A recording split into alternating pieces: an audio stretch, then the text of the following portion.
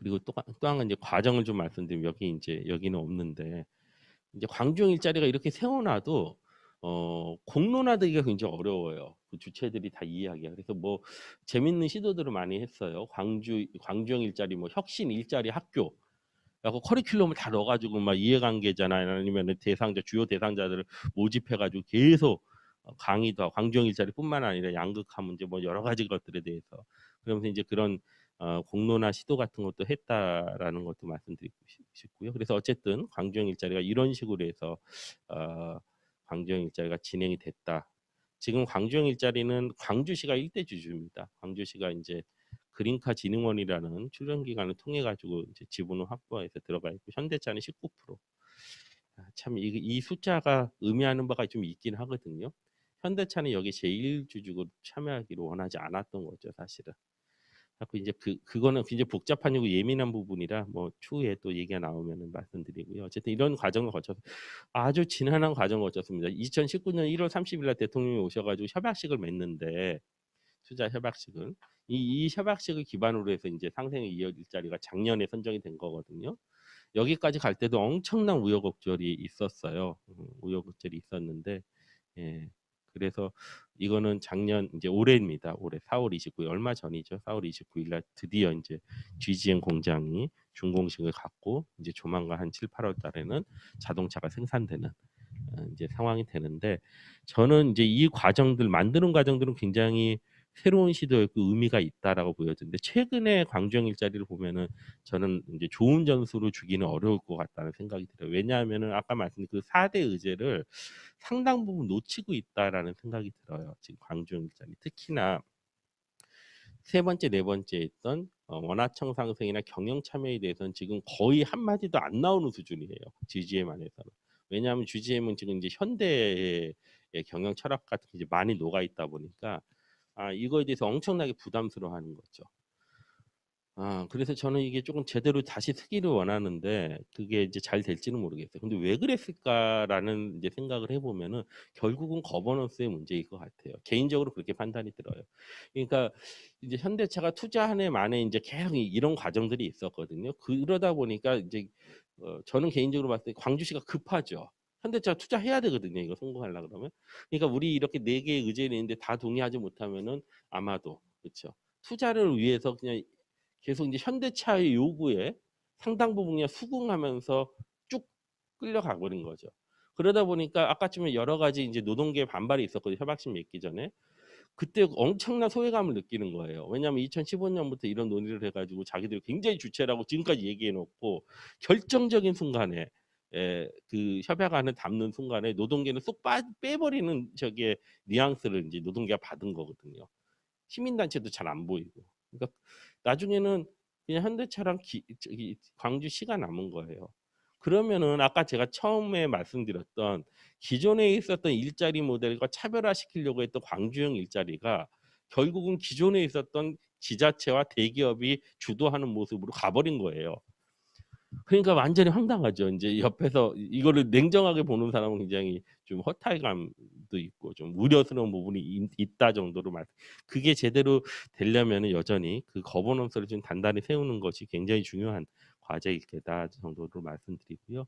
광주형 일자리는 이 정도 말씀드리면 될 것 같고요. 전주에서는 또 뭘 하냐라는 것 전주는 뭐 간단하게 좀 말씀드릴게요. 지금 계속 일자리 정책을 말씀드리고 있는데 사실은 지금 이 일자리 정책이라는 게 다 산업 정책이에요. 들여다보시면. 광주형 일자리는 소형 SUV를 만드는 거죠. 군산형 일자리는 소형 전기차 SUV를 만드는 거예요. 저기 어디입니까? 횡성도 거기도 또 전기차죠. 밀양은 뿌리 산업을 통해서 협동조합 모델로 뿌리 산업이 있는 거고 이렇게 들여다보면은 다 산업 정책이거든요. 전주형 일자리는 그 산업을 탄소로 잡았고요. 그래서 이 일자리 모델을 발굴하는 거는 가장 큰 숙제 중에 하나가 일자리 정책적 측면과 산업적 정책적 측면을 함께 버무릴 수 있는 거가 필요하거든요. 근데 그런 경험이 별로 없어요, 지역에서는. 아마 이제 연구자를 이제 섭외하시고 수소문 하셔도 고용 전문 일자리 전문가는 있는데 산업을 모르거나 산업 전문가인데 고용 이 두 분야가 같이 어우러져 가지고 뭘 해본 경험들이 거의 없습니다. 그래서 이제 군산 같은 데는 그래도 김현철 교수님이라는 산업 전문가가 계셨고 또 이제 고용 이제 전문하는 우리 뭐 안성은 박사님의 몇몇 분이 이제 가서 결합을 하면서 이게 아주 시너지가 났다고 보여지는데 그런 것들이 중요하다 하게 생각이 들고요. 저희 이제 전주형은 탄소라는 산업을 가지고 진행을 해요. 그래서 전주는 탄소가 이제 탄소 섬유를 이제 말씀드리면은 이 실을 뽑거든요. 탄소 섬유. 실을 뽑아서 실을 뽑고 그 실을 가지고서 이렇게 면을 만드는 중간재가 있고요. 이 면을 만들면 이것을 옷을 만들 수도 있고 뭐 자동차 본네트를 만들 수 있고 저기 풍력 발전소 블레이드를 만들 수 있고 다양하게 이제 그, 그 완성품 만들 수 있는 그 아주 가볍고 강성이 강한 이제 탄소 섬유를 중심으로 얘기를 하는데 탄소 섬유만 있는 건 아니고 뭐 이제 활성탄소나 다른 산업들도 같이 고민하고 있지만 어쨌든 지금은 이제 탄소 섬유를 중심. 왜냐하면은 이미 벌써 전주하고 전북은 우리나라에서 가장 이제 탄소 산업이 집중화되어 있는 곳 중에 하나예요. 그건 아주 전략적으로 그렇게 했고요. 각종 조례 같은 걸 통해 가지고 뭐 탄소 산업이 온다 그러면 플러스 알파 지원을 막 해주면서 많은 기업들이 들어왔고 그 중에 아주 가장 핵심적인 것은 효성. 효성 첨단 소재라고 하는 효성 공장이 전주에 있습니다. 그래서 그 공단을 중심으로 한 어떤 이제 모델을 한번 만들어 보자라는 게 전주 일자리인 것이 여기 보시면 이제 전북에 이제 상당 부분 많은 기업들이 이미 벌써 와 있는 걸 확인할 수 있습니다. 전주는 전북 같은 경우 전주 같은 경우는 이제 여러 가지 탄소 산업을 중심으로 한 기회를 잡고 있다고 판단이 돼요. 이미 벌써 친환경 첨단 복합 단지로서 조성이 돼 있고 탄소 특화 국가 산단이라는 게 벌써 이제 2024년에 완공이 돼서 이제 돌아가게 돼 있는 거고요. 그 다음에 전북 연구개발 특구 지정이라 해서 탄소 산업을 플러스 알파로 지원할 수도 있는 것도 있고 아주 중요하게 그 밑에 보시면 이제 한국 탄소 산업 진흥원이라는 게 지정이 돼가지고 이게 이제 산자부 산하 이제 공공기관이 됐어요. 탄소 산업을 지원하는 여러 가지 정책들을 고민하는 기관이 전주에 이제 들어온 거죠. 그리 이제 이런 기관들이 있습니다. 그리고 탄소 특히나 이거를 이제 어떤 일자리 모델을 하든지 이 비즈니스 어소시에이션 이제 그 기업체 협의체가 잘 묶여 있는 데는 훨씬 수월해요. 의견 수렴하기도 편하고. 이제 그런 거 차원에서는 이제 전주에 탄소 연구 조합이라고 하는 비즈니스 어소시에이션이 또 전주에 있고 그러니까 상당히 이제 이런 기관들이 이런 논의를 촉발하는데 어떻게 도움이 좀 됐다라고 말씀드릴 수 있고요.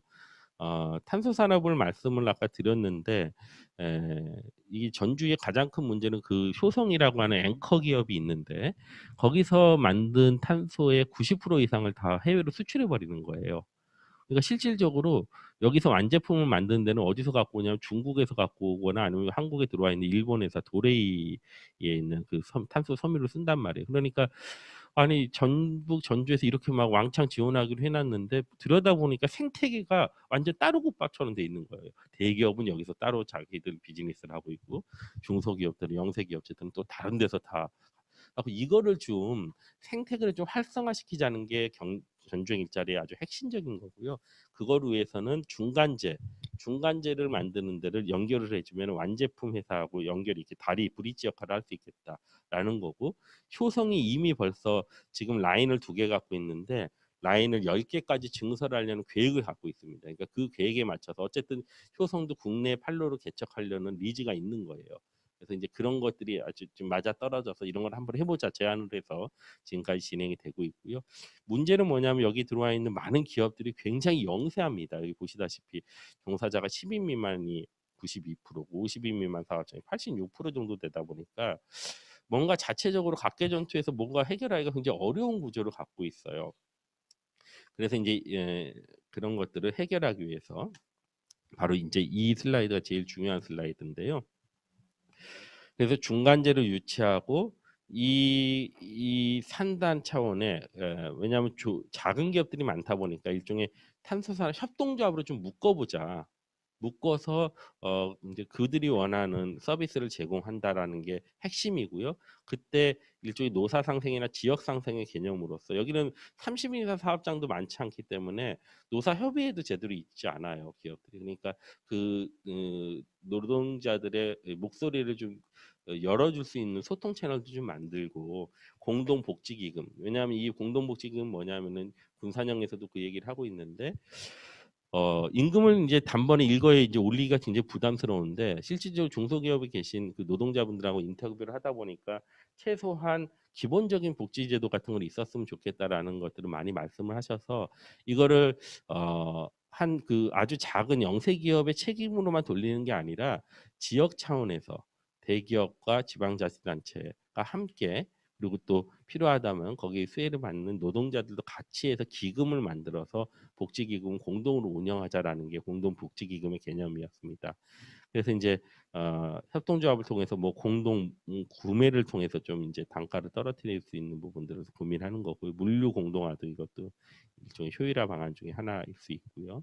생산 시설도 좀 같이 해보자라는 얘기를 하고 있고, 뭐 R&D도 좀 같이 할 수 있는. 그러니까 여기 이제 보통 이제 상생형 지역 일자리가 선정이 되면 2,500에서 3,500원 정도의 지원금을 받는다고 하는데 이제 이런 내용들이 포함되는 거죠. 공동에 할 수 있는 아파트형 공장도 거기다 짓고 뭐 뒤에 말씀드린 뭐 공동 환경을 대항할 수 있는 이제 당연히 거기에는 아 재정이 필요한 거니까요. 그런 것들에 대한 것도 이제 지원하고 공동 비즈니스 지원 센터 같은 것도 그런 거로 이제 통해서 할 수 있는 영역들이 있을 거라고 생각이 들어요. 그래서 뭐 지시 산업센터 아파트용 공장 같은 것도 그 산단하는 데 넣자. 왜냐하면은 그 산단의 분양을 굉장히 크게 하다 보니까 좀 작은 기업들이 들어갈 수 있는 공간들이 필요하다 그래서 아파트용 공장 같은 것도 얘기를 하고 있고요.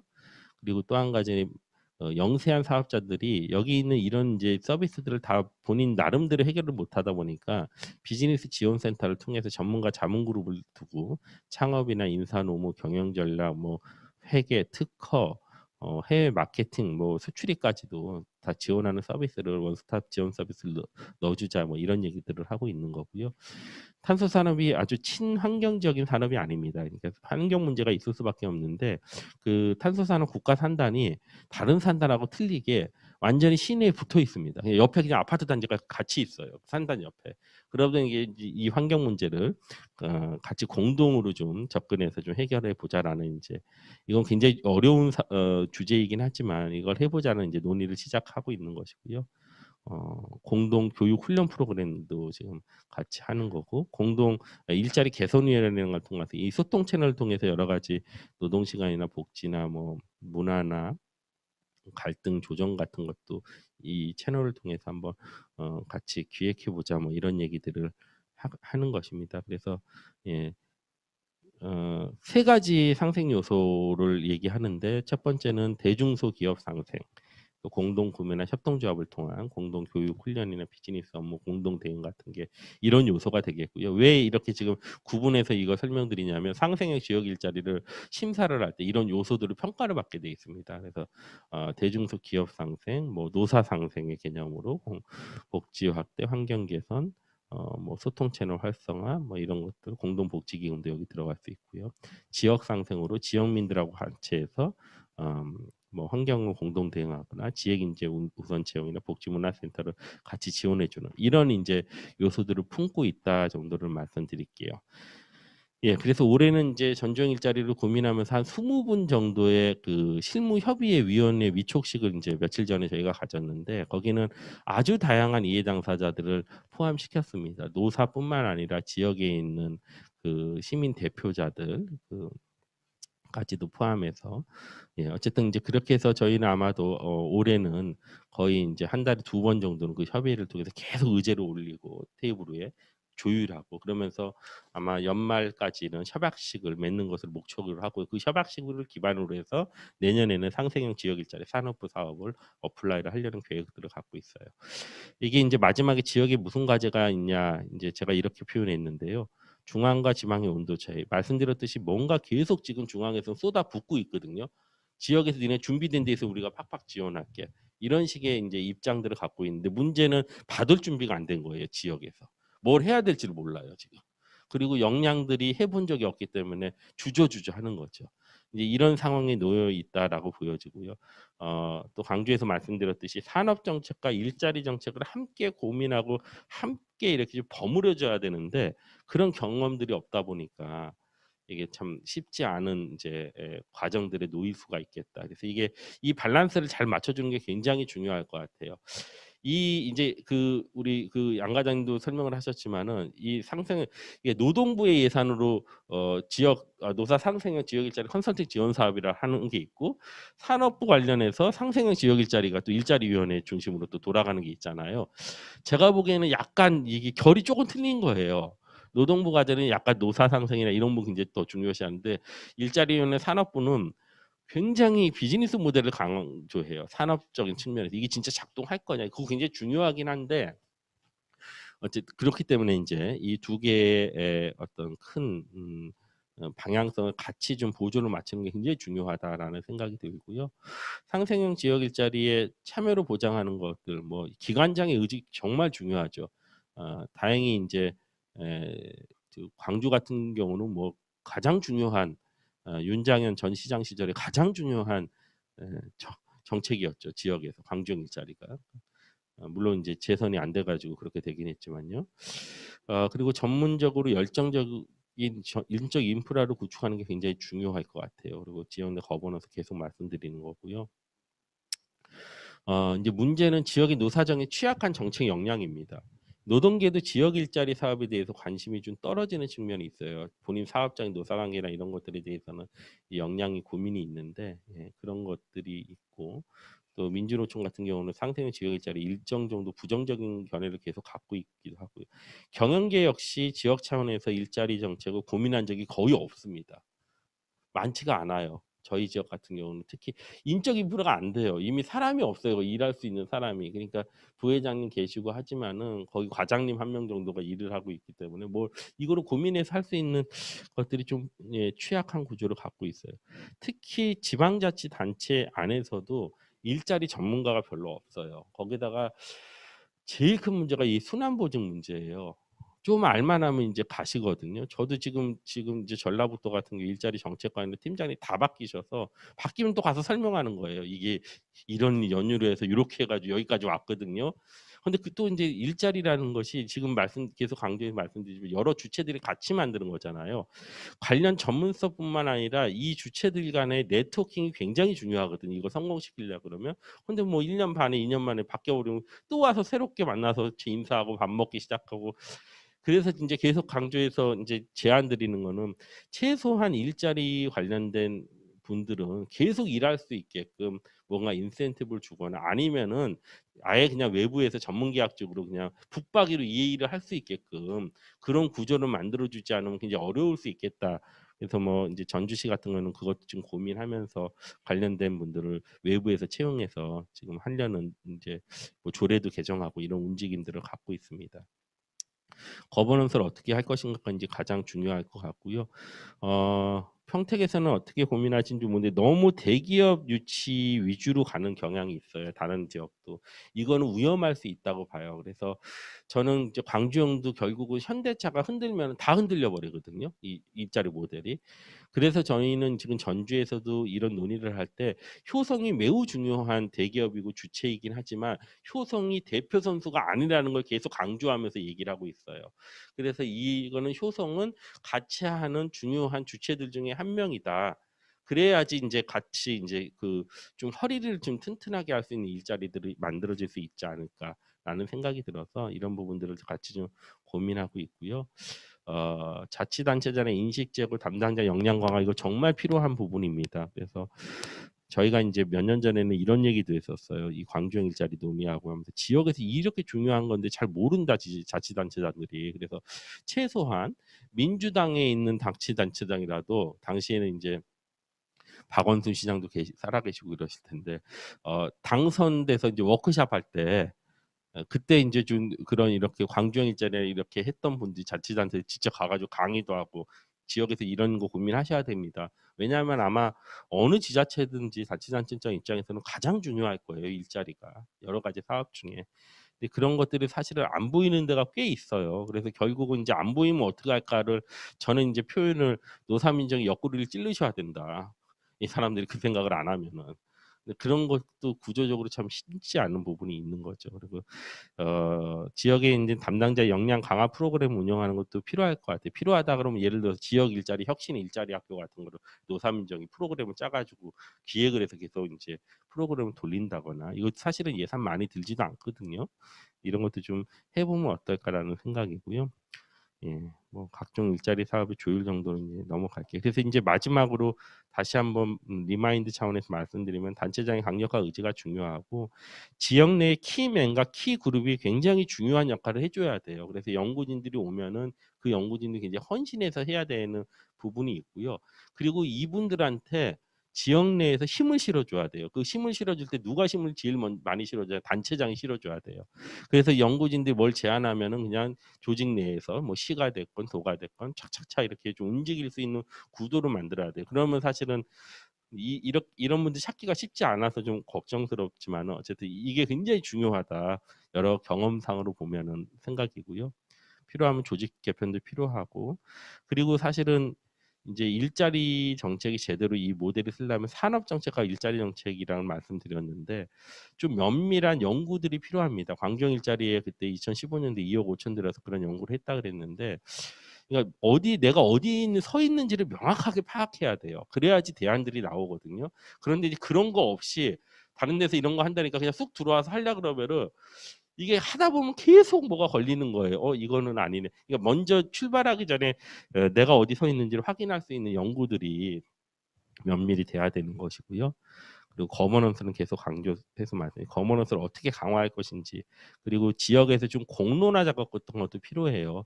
연구진들만 하는 게 아니라 이것도 계속 시민사회하고 같이 워크숍도 하고 원탁회의도 하고, 작년에 인제 재작년에 군사년 같은 경우는 공론화위원회, 전주형도 작년에 공론화위원회를 했거든요. 코로나 상황이 어려웠지만 70명 정도 모아서 하루 종일 이렇게 전주형을 이렇게 하는 거예요. 이런 요소, 대중소 요소는 이런 거기, 노사 요소는 이런 건데, 그분들한테 분인 토의를 다 하게 해서 의제를 던져주고 그분들의 의견을 다 취합했어요. 그래서 다시 또 이제 기존에 있었던 모델에 살을 붙이는 작업들을 했었는데, 이런 것도 좀 같이 해야 되는 것이고, 또 이제 평택의 입장에서는 기초다 보니까 기초자치단체하고 광역하고 역할 분장이 굉장히 중요할 것 같아요. 광역은 사실 서포트를 하는 역할을 해야 되는데, 이게 분명하지 않으면 서로 간에 갈등도 생기고 하더라고요, 보니까. 그 이제 우스갯소리로 재작년에 군산형 일자리를 추진을 하는데, 어느 날 도에 가서 회의를 하는데 앞으로 군산형 일자리라는 말을 쓰지 말자는 거예요. 그럼 뭐로 써요? 그러니까 전북 군산형을 써야 된대요. 전북이 들어간 도 공무원 입장에서. 야, 이게 또 이분들 입장에서 중요하구나. 이게 누구 성과로 가져가는 것도 중요하고. 그래서 어쨌든 이 광역과 기초의 역할 분장 같은 것도 좀 명확히 하는 것들을 같이 고민해야 되지 않을까. 제가 주어진 시간보다 5분 정도 더 얘기 드린 것 같아요. 45분 말씀드렸는데요. 일단은 제 발제는 이 정도로 마무리하겠습니다. 감사합니다.